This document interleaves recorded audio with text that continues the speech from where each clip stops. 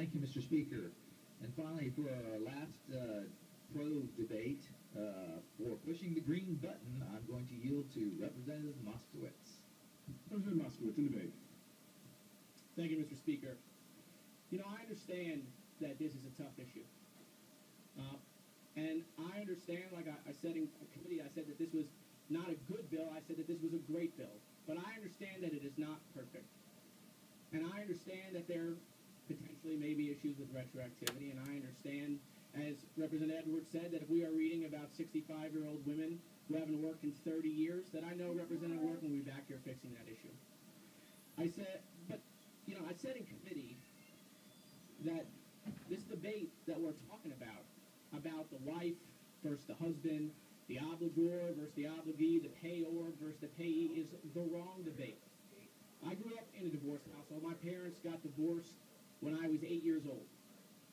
My dad paid alimony for over a decade. Child support for me, child support for my brother. My mom got 50% distribution of the marital assets. What I learned through going through that process is divorce, which we most oftentimes focus on the husband or the wife. We should be focusing on the third innocent party, which is the children of that divorce. See, this debate that we're having now is about money. It's not about family.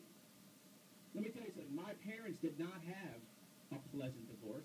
It was quite bitter. But today, my mom comes over to my dad's house for Thanksgiving. That didn't happen during the over decade that their relationship was a financial relationship. You see, what often happens is the kids get caught in the middle, right?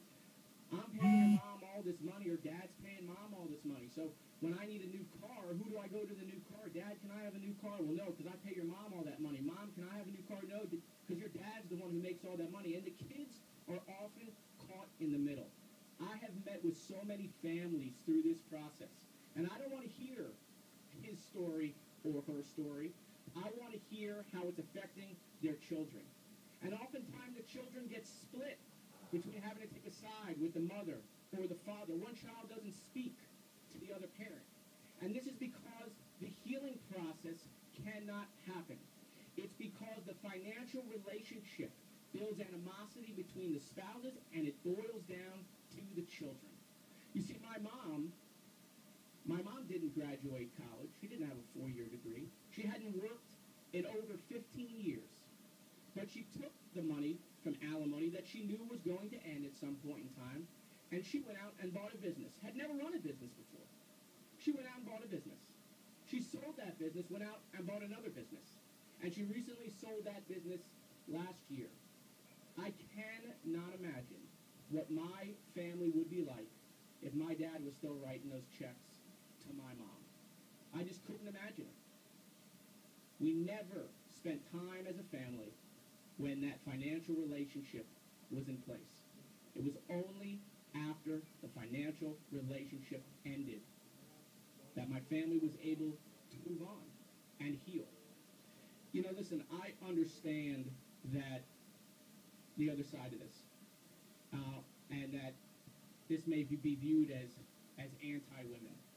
You know, 10 years from now, this might be viewed as anti-men. But the one thing we're not saying is that it's pro-family.